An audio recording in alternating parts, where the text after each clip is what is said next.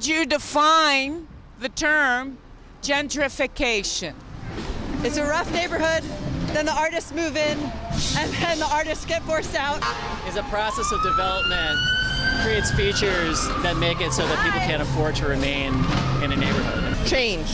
We are live. We are live celebrating 10 years. Station North as a cultural place of art. Certain communities are pushed out because they can no longer afford property taxes. Art and culture brings in the beauty of a neighborhood, and then it brings up the property value, so others who actually like that want to come in. The idea of poor people living in a city is kind of dysfunctional. I mean, what is the purpose of their being there? Gentrification. Yes. Canton. The forcing of people out of a community who want to live in a community because they can no longer afford to be there.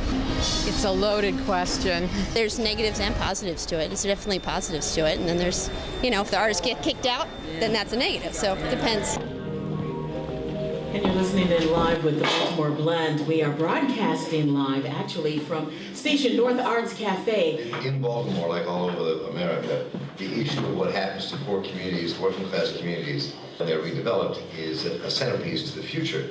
And we're sitting in the middle of one. Welcome to Station North. Yeah, I love your place. There are a lot of pockets of poverty and islands of excellence here in Station North. How do you develop a community like this?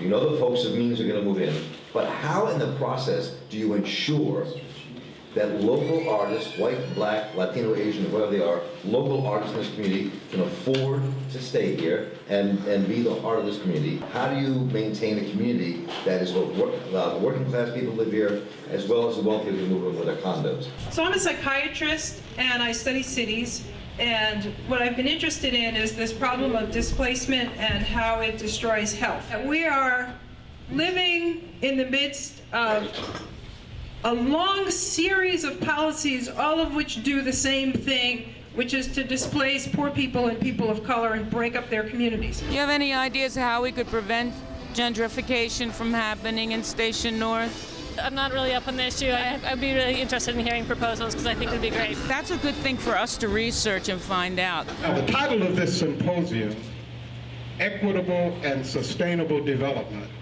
A Path Forward, was chosen very deliberately. If you ask me, a person who grew up in Perkins Homes, several blocks from here, a person who has spent from the age of 13 until my early 50s, right now, organizing low-income people, if you ask me, what is the real story?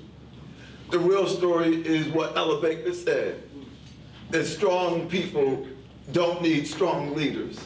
Mark, who is out among the brew crew, and who are you talking to first, Mark? And Brenda Edna's with us. Welcome. Welcome. Good morning. I'm curious what your take is on what you've heard on this issue of gentrification in our neighborhoods. If you want to be responsible for all these houses in this block getting torn down, for the houses across the street getting torn down, well, guess what? The contractors might come out and tear the houses down, but if you sit in your house and watch, what are you doing? You're the demolition expert. Uh-oh. You're helping them to demolish it down. There's John. Maybe John will talk to us. John Waters. It can be good and it can be bad. If a neighborhood's really dying, I would think it's great. If gay people move in, they fix it up. All these buildings that are boarded up, I wish somebody would gentrify them in the city. And I love taking a neighborhood that's really down and starting to build it up, and that's when all art is. So actually, I'm for it. I guess I'm sort of coming around to the idea that the language may have shifted. People say that word has negative connotations. It's a struggle about what the word means. That's why people want to come up with new words and why people want to change the meaning of the word, because the way that the word is or the way that the word was identifies a particular type of ugly reality. What's gentrification? Yeah. I think that migration has always been like a part of like human beings and our nature. So we migrate. I think we're going to migrate to space. As we revitalize and change and grow and migrate. How can we do that without pushing people out of the neighborhood who want to stay in the neighborhood? I was born in Baltimore, Maryland. My family, part of the white flight in the 1950s to the county. I returned to the city in the 60s to go to high school and never left.